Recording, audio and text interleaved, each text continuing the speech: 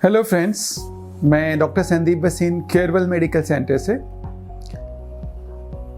आप क्या hair transplant करवाने जा रहे हैं या आपने हेयर ट्रांसप्लांट करवाया है और जानना चाहते हैं कि ट्रांसप्लांट के बाद लंबे समय तक जो आपका रिजल्ट है वो कैसे बना रहे, ये प्रश्न आपके मन में अगर उठता है तो उसका उत्तर जानने के लिए आप ये वीडियो को ज़रूर देखें। तो आइए, सबसे पहले आप जानते हैं कि आप में से बहुत से लोग या तो ट्रांसप्लांट करवा चुके हैं या करवाने जा रहे हैं और सोच रहे हैं कि हमें हेयर ट्रांसप्लांट करवाना है। तो इस सबसे बड़ा प्रश्न ये उठता है कि अगर आज हमने ट्रांसप्लांट करवाया तो कल हम इसके रिजल्ट्स को कैसे मेंटेन करें कि लंबे समय तक वो रिजल्ट हमारे बरकरार रहें, बने रहें और अच्छे हमारे को जो कॉस्मेटिक लुक्स हैं, जो हमारे लुक्स हैं, बालों के घने बाल लंबे समय तक हमारे पास बने रहेंगे। उसके लिए हमें क्या करना चाहिए, किन बातों का ध्यान देना चाहिए। तो आइए सबसे हम इस सब के ऊपर हम चर्चा करते हैं और आपको कुछ बातें समझाते हैं। सबसे पहले बात, अगर आप हेयर ट्रांसप्लांट करवाने जा रहे हैं और चाहते हैं कि लंबे समय तक आपके रिजल्ट रहें, तो ट्रांसप्लांट करने से पहले जो डॉक्टर आपको देख रहे हैं, जो सर्जन हैं, डर्मेटोलॉजिस्ट हैं, अच्छे से जांच कर लेना ज़रूरी है। क्योंकि जो हेयर फॉल है वो बड़े डिफरेंट कारणों से होता है। जैसे एलोपेशिया एंड्रोजेनाइटा एक कारण है जो हार्मोन के कारण जो बालों का लॉस हो रहा है, जिसमें डायहाइड्रोटेस्टोस्टेरोन हार्मोन हेयर लॉस को इंक्रीज करता है। ऐसे कुछ और भी कॉजेज हैं हेयर लॉस के, जैसे टिलोजन एफ्लूवियम है, एलोपेशिया एरियाटा है या स्कारिंग एलोपेशिया है। अगर हम ट्रांसप्लांट करने जा रहे हैं तो हम ये मान के चलते हैं कि बाकी सब कॉजेज़ को रूल आउट किया गया है और सिर्फ एलोपेशिया एंड्रोजेनाइटा ही एक कारण है जिसके कारण आपके बाल लूज हो रहे हैं। लेकिन अगर आपके अन्य कारण भी हैं, जैसे टिलोजन एफ्लूवियम है या स्कारिंग एलोपेशिया है, तो आपके जो हेयर ट्रांसप्लांट के रिजल्ट हैं वो बहुत लंबे समय तक उतने अच्छे नहीं चलेंगे। तो शुरू करने से पहले, ट्रांसप्लांट से पहले और ट्रांसप्लांट के बाद ये बात जाँच करके रखें कि जो हेयर लॉस का कारण है वो एलोपेशिया एंड्रोजेनाइटा ही है या कोई और कारण से भी आपका हेयर लॉस हो रहा है। क्योंकि उन सब का जो ट्रीटमेंट है वो डिफरेंट है और उन सब बीमारियों में, उन सब कॉजेज़ में, हेयर लॉस के कॉजेज़ में हो सकता है ट्रांसप्लांट उतना कामयाब ना हो। तो पहली बात हमें ये समझना है कि क्या हमारा डायग्नोसिस एलोपेशिया एंड्रोजेनाइटा ही है या टिलोजन एफ्लूवियम तो नहीं है या कोई और प्रॉब्लम तो नहीं है जिसको हम एलोपेशिया एंड्रोजेनाइटा के अंदर गिन के ट्रांसप्लांट कर रहे हैं, जिससे हमें एडिक्वेट रिजल्ट ना मिले। तो इस बात पर एडिक्वेट ध्यान रखना ज़रूरी है, जांच कर लेना ज़रूरी है। जो सेकंड बात हम बहुत कॉमनली देखते हैं ट्रांसप्लांट के ड्यूरिंग एंड आफ्टर, डैंड्रफ एक बहुत कॉमन कंडीशन है। और डैंड्रफ अगर होता है तो हम जाते हैं सेबोरिक डर्मेटाइटिस और बाकी इन्फ्लेमेटरी कंडीशंस बालों की बढ़ती हैं। हेयर लॉस का एक कारण इन्फ्लेमेशन यानी डर्मेटाइटिस भी है और उस इन्फ्लेमेशन को कम करना बहुत ज़रूरी है। इसलिए जब भी हम ट्रांसप्लांट करते हैं, मेरा अपना मानना है कि डैंड्रफ को एडिक्वेटली ट्रीट करना चाहिए ट्रांसप्लांट कराने से पहले, और ट्रांसप्लांट कराने के बाद भी डैंड्रफ को अच्छे से चेक में रखना ज़रूरी है। अगर डैंड्रफ बढ़ेगा तो उससे इन्फ्लेमेशन होगी और इन्फ्लेमेशन से आपका हेयर फॉल तेज़ी से बढ़ेगा। तो डैंड्रफ को कंट्रोल करें, चेक करें। इसके लिए काफ़ी सारी मेडिसिन हैं, जैसे कीटाकोनाजोल है, नोस्कर्फ है, और भी मेडिसिन आती हैं जो हम यूज़ करते हैं, क्लिम्बाजोल वगैरह। उसका समय समय पर इस्तेमाल होना चाहिए अंडर डॉक्टर सुपरविजन। तो सेकंड चीज़, जैसे डैंड्रफ है या कोई भी इन्फ्लेमेटरी कॉज है, उसे ट्रीट करें। तीसरी बात, अगर किसी भी वजह से स्कैल्प में इन्फ्लेमेशन है और उस इन्फ्लेमेशन को अगर हम कंट्रोल नहीं करते हैं तो हेयर फॉल का एक कारण इन्फ्लेमेशन होता है। ये चेक करना ज़रूरी है कि स्कैल्प में कोई इन्फ्लेमेशन तो नहीं है, रेडनेस तो नहीं है। अगर इन्फ्लेमेशन है तो उसके लिए एडिक्वेट मेडिसिन देना ज़रूरी है। अपने प्रोटोकॉल में मैं टॉपिसोर यानी कि स्टेरॉइड्स या एजिलिक एसिड या कोई ऐसी मेडिसिन, नियासिनामाइड, समय समय पर इस्तेमाल करता रहता हूँ जिससे आपका इन्फ्लेमेशन कम हो जाए। तो इन्फ्लेमेशन को रोकना भी बहुत ज़रूरी हिस्सा है, क्योंकि इन्फ्लेमेशन अपने आप में हेयर लॉस को इंक्रीज़ करता है और बढ़ाता है। तो ये एक इम्पॉर्टेंट बात है कि डैंड्रफ एंड इन्फ्लेमेशन को हम एडिक्वेटली ट्रीट करें, क्योर करें और विद मेडिसिन, विद सप्लीमेंट्स इसको जितना हो सके कम करें। अब आते हैं हेयर ट्रांसप्लांट के ऊपर। हेयर ट्रांसप्लांट के बाद किन बातों को हम, सावधानियों को हम ध्यान में रखें ताकि हमारा रिजल्ट लंबे समय तक चले। पहली बात जो बड़ी क्लियरली समझने की जरूरी है, एक टैग लाइन जो मैं सबको बोलता हूँ, hair transplant does not stop hair fall. Hair transplant आपके हेयर फॉल को नहीं रोकता है, ये बात अच्छे से समझ लें। ट्रांसप्लांट का काम क्या है, जहाँ बाल नहीं है वहाँ आपने बाल लगा दिए, लेकिन उस बालों को गिरने से आप कैसे रोकेंगे, इस पर आपने अच्छे से समझना है, उसको प्रैक्टिकली अपनी लाइफ में लेके आना है। जहाँ बाल नहीं है, जैसे फ्रंट से बाल पीछे चले गए, वहाँ हमने बाल लगा दिए, तो ट्रांसप्लांट से वहाँ बाल आ जाएंगे। लेकिन जो हेयर फॉल हो रहा है, अगर वो फैक्टर्स को हमने नहीं रोका तो हेयर फॉल समय के साथ फिर भी कंटिन्यू कर सकता है। पहले ऐसा बोला जाता था कि ट्रांसप्लांटेड बाल नहीं गिरते हैं, आजकल ये कंसेप्ट चेंज हो रहा है और माना जा रहा है कि कुछ समय के बाद जो ट्रांसप्लांटेड बाल हैं वो भी वीक हो सकते हैं, गिर सकते हैं। तो किन बातों का ध्यान रखना है कि लंबे समय तक हमारा रिजल्ट बना रहे। पहली बात, जब हम ट्रांसप्लांट करते हैं तो ट्रांसप्लांट के बाद जब आप जाते हैं घर पे, आपको हर 2 घंटे के बाद उस एरिया को वेट रखना है सेलाइन के स्प्रे के साथ। हमारे क्लिनिक में, इन माय क्लिनिक, हम सेलाइन अमिकासिन का स्प्रे कॉन्स्टेंटली हर 2 घंटे पे क्लाइंट को बोलते हैं, पेशेंट को बोलते हैं कि अपने सर पे स्प्रे करते रहें फॉर द नेक्स्ट 3 डेज और 4 डेज। ये सेलाइन स्प्रे करना बहुत ज़रूरी है। इससे क्या होता है कि जो ब्लड क्लॉट्स हो रहे हैं वो क्रस्टिंग नहीं फॉर्म करते हैं, और क्रस्ट फॉर्मेशन को हम जितना रोक सकेंगे उतना बेटर रिजल्ट आएगा हेयर ट्रांसप्लांट में। तो क्रस्टिंग को रोकने के लिए सेलाइन स्प्रे यानी मॉइस्चराइजिंग पोस्ट ट्रांसप्लांट बहुत इंपॉर्टेंट है। और इसके अंदर हम एक एंटीबायोटिक यानी अमिकासिन या कोई और एंटीबायोटिक भी डाल देते हैं ताकि ये इन्फेक्शन को भी रोके। अगर क्रस्ट बहुत ज़्यादा बन जाएंगे तो उसके अंदर स्मॉल इन्फ्लेमेशन और इन्फेक्शन होने की पॉसिबिलिटीज बढ़ जाएंगी।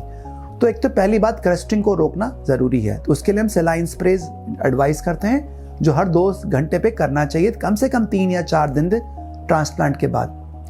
ट्रांसप्लांट के बाद 4th डे पर हम पहला हेड वॉश एडवाइस करते हैं, जो बहुत जेंटली, सावधानी से, हल्के हाथ से करना चाहिए, जिसमें हम बहुत जेंटल शैम्पू इस्तेमाल करते हैं, स्ट्रॉन्ग शैम्पूज नहीं इस्तेमाल करने चाहिए, और इसको बहुत ही सॉफ्ट वे में, जैसे एक बेबी के स्कैल्प को हम वॉश करते हैं वैसे ही इसको करना चाहिए। तो अगर आप थोड़ा भी फोर्स लगाएंगे तो आपके हेयर शेड हो सकते हैं और डैमेज हो सकते हैं।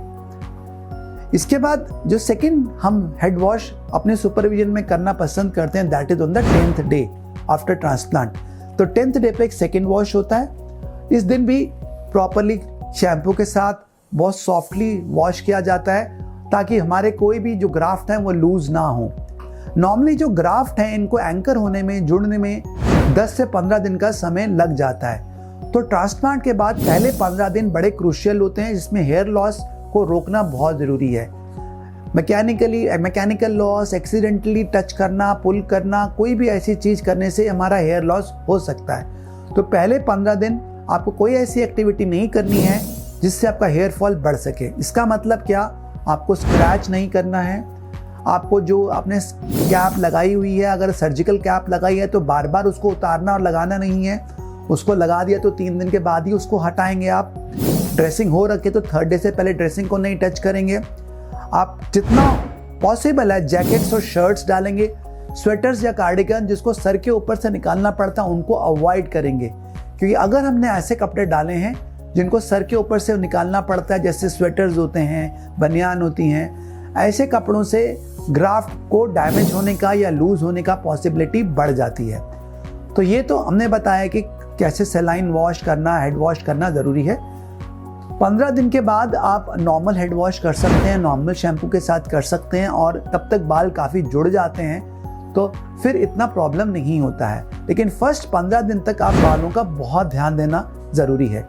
आप कोई भी ऐसी एक्टिविटी ना करें जिससे आपके बाल बाहर निकल के आ जाएं। 7 या 8 डे के बाद बालों की ब्लड सप्लाई बनना शुरू हो जाती है। अगर एक्सीडेंटली आप बालों को पुल करेंगे या बाहर निकालेंगे तो वहाँ से ब्लीडिंग होगी, तो वो आपको अवॉइड करना है और उसको बिल्कुल रोकना है। ट्रांसप्लांट के बाद हो सकता है बालों में काफ़ी इचिंग हो, स्कैल्प काफ़ी इचिंग क्रिएट करे, तो आपको स्क्रैच नहीं करना है। आपको एंटी हिस्टामिनिक्स लाइक सेट्रिजिन, मॉन्टिल्यूकास्ट, इसका इस्तेमाल करके आप इचिंग को रोक सकते हैं, बट जितना हो सके आपको स्क्रैच नहीं करना है। इन बातों को बहुत सावधानी से ध्यान में रखना चाहिए। इसके बाद 15 दिन के बाद हम एडवाइस करते हैं पेशेंट्स को मिनॉक्सिडिल एंड DHT ब्लॉकर्स को शुरू कर दें। मिनॉक्सिडिल के बहुत सारे फायदे हैं, जैसे कि आप जानते हैं मिनॉक्सिडिल एक मेन दवाई है हेयर लॉस को रोकने के लिए।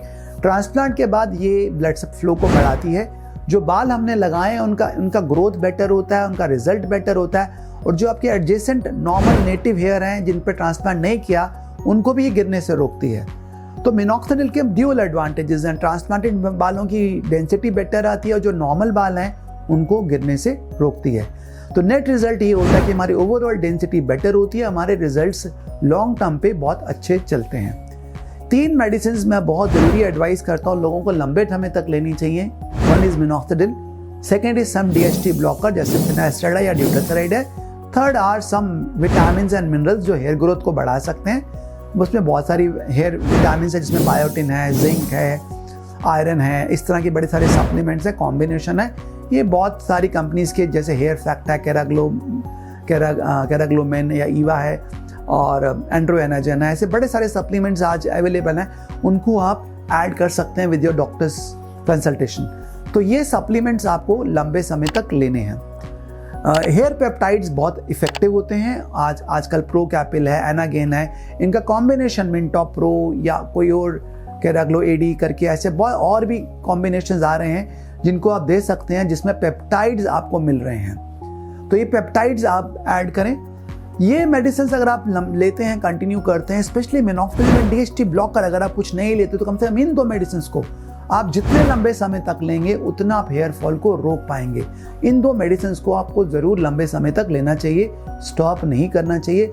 जो क्लाइंट्स लंबे समय तक इन मेडिसिन को लेते हैं उतना बेटर रिजल्ट आता है। अनफॉर्चुनेटली अभी तक हमारे पास कोई ऐसी मेडिसिन नहीं है जो परमानेंटली हेयर फॉल को रोक सके। इसलिए व्हाट वी फाइंड इज कि जितने लंबे समय तक आप मेडिसिन लेंगे उतना लंबे समय तक आपके रिजल्ट्स अच्छे बने रहेंगे और आप अपना रिजल्ट्स को लूज नहीं करेंगे। ये रहा मेडिसिन का बात। टॉपिकल में हमने आपको बताया कि minoxidil is very good and लोग ये गोल्ड स्टैंडर्ड है, लेकिन अभी कुछ और मेडिसिन जैसे रीडेंसिल है, एमेनेक्सिल है, ये भी टॉपिकल प्रिपरेशंस में आ रही हैं और अगर आप चाहें तो उनको समय समय पर यूज़ कर सकते हैं। PRP यानी प्लेटलेट रिच प्लाज्मा थेरेपी के काफ़ी सारे एडवांटेजेस हैं पोस्ट ट्रांसप्लांट उसको ऐड करने के लिए। हम अपने सारे ट्रांसप्लांट पेशेंट में 3 PRP कॉम्प्लीमेंट्री देते हैं।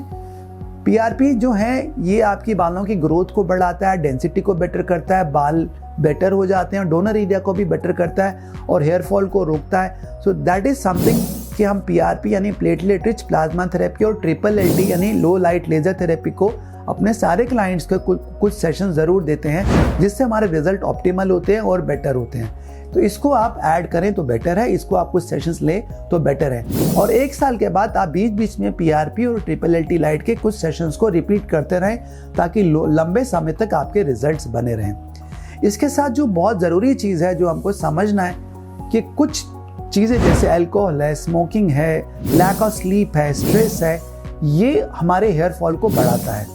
इसको अपनी लाइफस्टाइल से आपको हटाना है। स्मोकिंग बिल्कुल अवॉइड करना है, स्मोकिंग से आपके हेयर फॉल बहुत तेज़ी से बढ़ता है। एडिक्वेट स्लीप लेना है। स्ट्रेस कम करने के लिए आप योगा, प्राणायाम, मेडिटेशन या कुछ भी ऐसी चीज़ों का इस्तेमाल कर सकते हैं जिससे आपका स्ट्रेस का लेवल कम हो। इन बातों को आप ध्यान में रखें और इनको आप अपने लाइफ के अंदर फॉलो करें।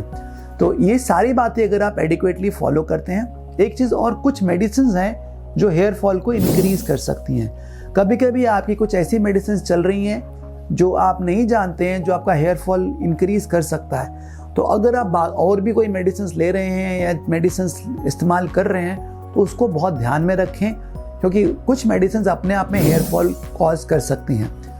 कुछ हेयर ट्रीटमेंट्स हैं जैसे हेयर स्ट्रेटनिंग है या केराटिन ट्रीटमेंट्स हैं या इस तरह के जो केमिकल ट्रीटमेंट्स होते हैं बालों के, उनको आप बिल्कुल अवॉइड करें क्योंकि जितने केमिकल ट्रीटमेंट्स हैं बालों के, ये बालों में जो डाइसल्फाइड बॉन्ड्स हैं उनको ब्रेक करते हैं और बालों की रूट्स को भी वीकन करते हैं and they can cause lot of damage to the hair. तो इन बातों को आप ध्यान में रखें एंड अगर आप इन सब चीज़ों का ध्यान रखते हैं तो हम आशा करते हैं, उम्मीद करते हैं कि आपके जो ट्रांसप्लांट के रिजल्ट हैं वो बहुत लंबे समय तक अच्छे बने रहेंगे और आप बहुत अच्छा रिजल्ट लंबे समय तक देख सकते हैं। एंड इसी के साथ डॉक्टर संदीप बसीन from Carewell medical centre, thank you.